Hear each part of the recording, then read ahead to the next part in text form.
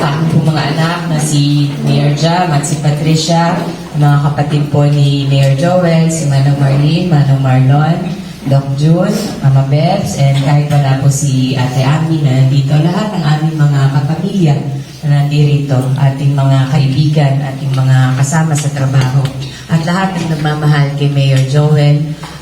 Pinapaabot po namin ang aming taos-pusong pasasalamat muli sa pagsama ninyo sa amin upang gunitain ang kanyang first death anniversary.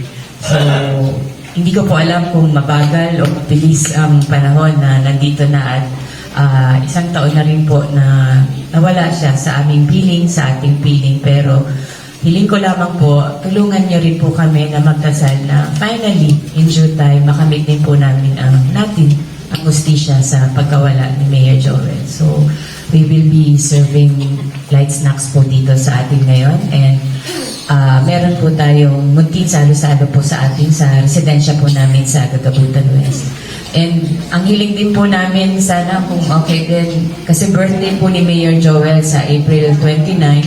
So, I would like to take this as a celebration of his life din po, Father Rick and Father Noel. So, kahit death anniversary niya, gusto ko kantahan natin siya. It's still a happy birthday for him. So,